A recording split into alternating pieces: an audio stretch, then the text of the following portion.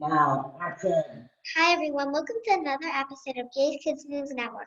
Today we're going to learn about what it takes to be a professional entertainer. Before we meet Looney, kids, please remember to record educational videos so that we can make this channel even better. All you have to do is choose something, learn about it, and shoot the video. If you like these videos, please subscribe to my channel. Enjoy. Now let me introduce you to the best clown and magician I have ever seen. Looney, as his website states, he's the clown to celebrities and celebrity to his actually an old friend of my dad's from their days down in Greenwich Village. Greenwich. Greenwich Village. Looney, welcome to the show. Thank you for having me, Jelly A. Wait, is your name Jelly A? Did I get that right? No. No. What's your name? Jay. Oh, LMNOK. Got it. All right, here we go. No. Okay. What? I did say it wrong again? Yeah? My bad. All right. Just Jay? Yes, just. Okay. Just Jay. All right. It was a pleasure to meet you, Bobby Flay. All right. So, are you going to interview me now? Is this the interview part? Oh, great. I like to be interviewed. Tell us, Looney, what projects have you been working on recently? Well, you know, I've been stuck in my house. So what I did is I created a little clown movie studio in here. Yeah, like a film TV studio. It's right here behind me, as you can see. Sometimes special guests appear and come and do magic with me. You never know when someone's going to pop by. I don't usually know if someone's going to pop by or not. But usually I like to do the magic show, and I've been putting them on Facebook, and I've been making videos for YouTube. That's true too. I've been doing that, and it's been a lot of fun. Actually, I've been connecting with people all over the world, from Zimbabwe to England and Israel, even. I mean, people everywhere. So it's been a lot of fun doing that, and I've been working on a late night kids TV show. Yeah, but it's going to happen earlier because kids go to bed before the night gets late. So that's my plan. Right? What time do you go to bed? 7, 8. Really? Oh, that's a good time. You go to bed very early. I'm very proud of you. That's good for your brain. My daughter goes to bed around 8, 9. How is 9. comedy one of the best ways to deal with what we are all going through? Well, you know what? You need a good laugh because, you know, when there's so many serious things happening on the news all the time and we all get so worried and scared for our family members and our friends, that it's good to just have a laugh. And you know what? I've been visiting sick kids in hospitals for 25 years. And the number one best thing about what I do is that I make kids laugh, kids who are going through something very serious and very hard. And I make them laugh, and it releases something in our body called endorphins, which go up into our brain and actually make us feel good. And in some cases, they've even scientifically proven that it helps people speed up the healing process. So I'm very happy to be part of that. And I feel like during these times, we all need a little of that, don't you think? Yes. Yeah, I think so too. Tell us what you were like as a child. Well, let's say when I became a clown, nobody was very shocked. Nobody was very surprised. I was a little bit of a class clown. I definitely caused a lot of trouble. I liked jokes. I liked performing a lot. That was something that I did a lot as a kid. We would come up with plays and things during and after dinner, before and after dinner, and perform them for our family. And I always dreamed of being actually a stand-up comedian, which, you know, I've written a lot of stand-up, but I still have yet to get out there on that stand-up stage as anything other than Looney Lenny, which is still a lot of fun. People tell me that I sound like I'm doing stand-up for kids, so it's kind of a similar kind of a thing. Yeah. How and when did you know you were really funny? People used to tell me I was funny all the time when I was little, you know, but my cousins and my sisters were probably my best audience members. I remember one time I made my cousin laugh so hard at dinner that he sneezed apple juice out his nose back into his glass. I think that's probably a good sign when you get apple juice and a lot of snot coming out of somebody's nose into a glass because you said something. That's a good indication, right? That happened to Daddy when he was little with milk. Oh no, not milk! That's worse than apple juice for sure. But it looks funny. What makes people funny? Well, we all have a funny bone, and as it turns out, when I was in the 4th grade, a kid flipped me over his shoulder at recess and broke my funny bone. Guess what they call the bone right up here in your shoulder? Do you know what they call it? It's called your humerus. It's the only bone in my body that I've ever broken. I'm not quite sure if it has any influence on whether or not I'm funny or not, but some people think it's hereditary. Some people, you know, I do come from a long line of funny people. My grandfather was a very funny personality in Kansas City back in the 1930s. He was known around town as a jokester. So maybe it came down through the blood. I'm not sure. What kind of training have you done to be such a great clown and magician?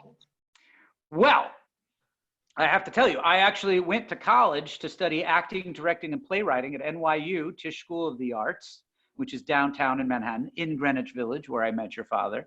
And so I had some formal theatrical training there. And when I became a clown, I didn't really know any magic or anything like that. I learned it from some other clowns and magicians, and I just sort of developed that over time. But for me, personally, the magic is secondary. I really want to make people laugh and have fun with the tricks. So I use the magic tricks as a way to interact with kids and keep them engaged. But really, I'm all about trying to be funny, which is why I'm a clown, I guess. Yes. What advice do you have for all the kids watching that want to be performers? Oh, that's a very good question. Well, number one is you should try out all kinds of different things, and you should get used to being on stage and performing in front of people if you're not already. Like you're getting used to performing in front of the camera, right? Because this is all new to you doing your show, right? And Yeah. so now the more and more and more and more you do these shows, the better and better and better and better you're going to get at doing them, right? And the first show is going to look terrible compared to your most recent show because every time you do it, you just get better and better. So that's what I've been doing. I've been doing this show every week for 25 years. So I have gotten to be pretty excellent performing and knowing my audience and what to do. You could practice makes perfect, right? And don't be too picky about what you put out there. You know, if you're just getting started, just do it. Just get out there, try to be funny, see what happens. If it isn't funny, then next time try something else and see. Maybe you'll get funnier from the practicing. Were you ever scared to perform? How did you overcome that? Well, you know what? There's a story actually that I always tell people about when I was in kindergarten. What grade are you in? First. The 21st grade? Does it go that high? I didn't go to the 21st grade. You're already Nope. past that. Doesn't go to 21st. Oh, not the 21st grade. What grade are you in? Number 1. Number 1. Hey, all right. Hard to pass that one up, right? You got to stick with that one for a while. It's good to be number 1. All right, now wait. Well, so you remember kindergarten? That was just last year, right? You were in the garden. So when I was in kindergarten, I entered a Halloween costume contest, and I dressed up like Tom and Jerry from the famous cartoon. Do you know Tom and Jerry? Have you seen them before? Oh yeah. Shane loves it. Oh, I was in love with Tom and Jerry when I was in kindergarten, especially. And so my mom made me a costume where I was dressed like Tom, and then I had a Jerry that was drawn on paper and cut out, and I put it on a remote control car so I could chase after it. And I won the contest for the best costume in kindergarten. So they had me up in front of the whole school, all the way up until the 6th grade my school went at that time. And I was the youngest one. So they started with the 6th graders, and they went down and they gave them the microphone, and each person said, I'm a this, I'm a that.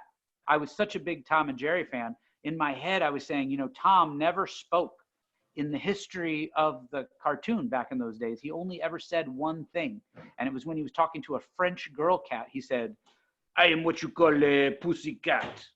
So when they came to me with the microphone, my intention was, I'm going to say that. And it's going to be so brilliant that I came up with that.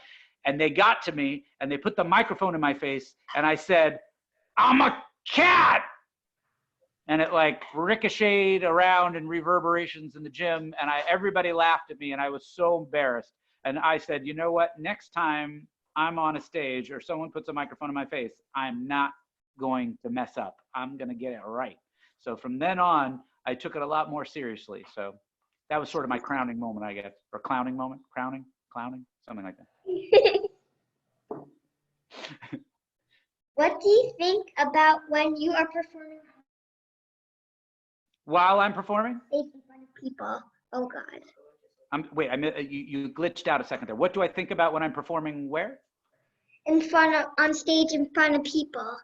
Oh, well, when you're performing, and I do talk really fast and I do a lot of tricks. And so I have to be thinking about what I'm doing in the trick, and I have to be thinking about the audience, and am I keeping them interested and engaged? So if I'm doing a magic trick and I feel like I'm losing my audience, I might do something silly at that moment, like pull an egg out of my ear or whatever it is. But I want to do something to keep the audience going, while at the same time I have to remember how to deliver the trick and what's going to happen next.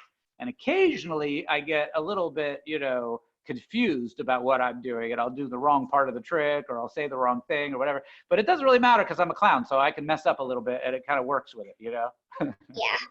Yeah. So yeah, you're thinking a lot of things, I mean, at the same time. So it can be challenging, but it's a lot of fun.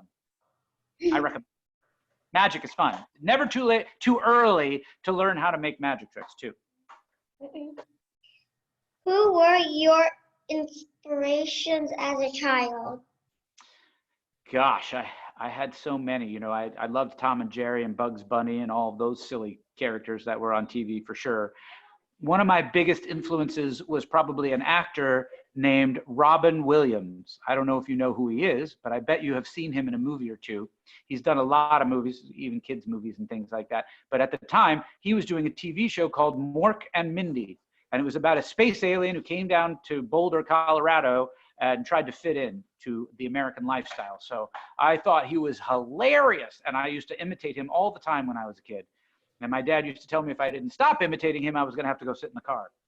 But I guess he didn't realize I was going to grow up to become a clown. So people tell me all the time that I remind them of Robin Williams, which is a really big compliment, because he's one of the funniest comedians and funny actors and just great people that ever was in Hollywood. Who inspired you as an adult? That's a good question. As an adult, there have been a lot of people, also a lot of stand-up comedians and things. I like to watch a lot of stand-up comedy, and I like to watch all of the comedy shows that are on TV. I always was a big fan, starting as a kid and still now, of Saturday Night Live, which is an adult kids type show, because it's a sketch comedy show for adults, but it's very childlike. So that's always been a big inspiration to me too. Yeah. I understand you do a lot of work for kids in hospitals. Tell us about that. Well, that turned out to be the most rewarding part of my life. I didn't really go into this business thinking that's what I was going to do. It just sort of happened. I graduated college as a performer and an actor and a writer and a director, and I needed a job. So I found being a clown was a job that was perfect for me because I could perform all the time. And then I fell into the hospital work. Someone found me doing the work and said, oh, you should be doing it here. And I started doing it. And it turns out to be the most rewarding work because I can build relationships with kids over a long period of time and their families. And they're going through the hardest time of their life. So I get to be there for them and help them and make them laugh through it. And they always appreciate that, to the point that, we stay connected over the years. I still know kids that I've met in the hospital who are now in their 30s. Can you believe that?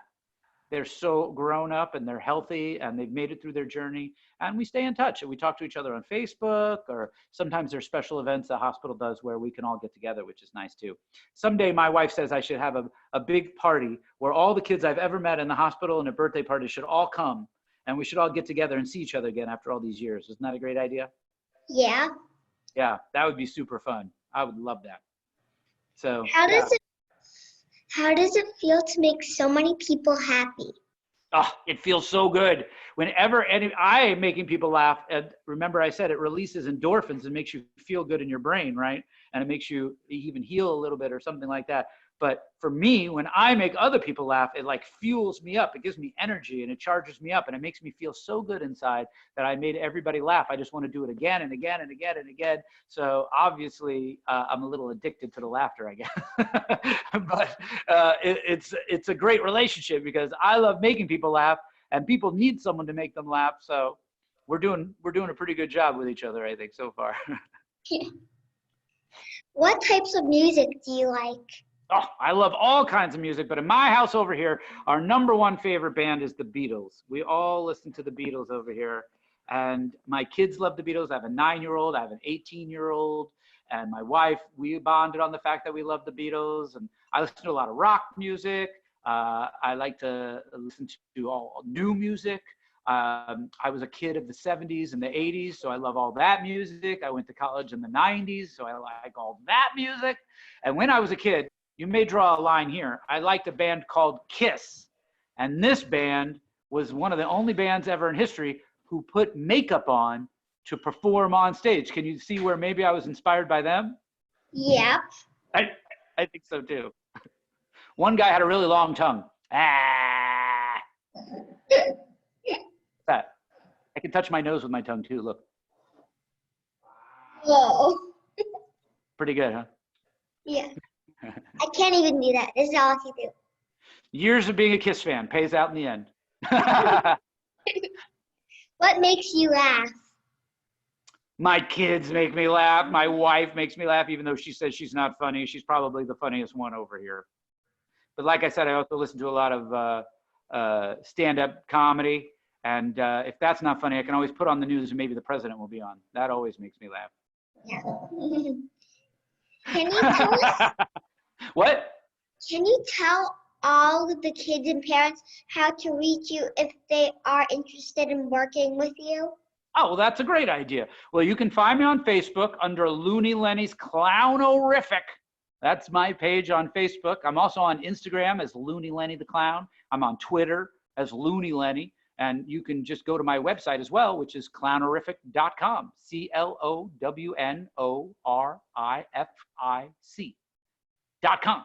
Only one F, because the real word terrific has two F's in it, so people get confused. So it's clownorific.com. That's my website. You can always find me there. But you be my friend on Facebook. I'm doing magic shows all the time during the coronavirus where everybody's stuck at home. I've been doing magic shows on Facebook so that kids have something to do occasionally, watch something funny, and have a little distraction aside from their homework, of course, right? Have you been doing homework? A lot. A lot. So you need a break. You need a magical break sometimes. So yeah, you can follow me on Facebook and you can watch magic, or you can reach out to me in any of those things, and and I'll get back to you for sure. And I would love to do a Zoom party. That's what we're doing right now. Sometimes I have a little phone call like we're doing, which is a lot of fun. I've been doing like bingo and some other stuff. I mean, we can get anything going for anybody who wants to have a party or some way to celebrate during these weird times, right? Yes. Yeah, we still got to celebrate. Looney Lenny, thank you so much. You crack me up. Yeah! Good thing you're not Humpty Dumpty, or else we'd have to put you back together again, right? That would be bad.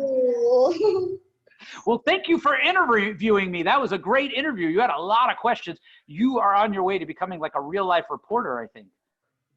And also, before I say the last thing, yes, my brother is a little kooky in the head.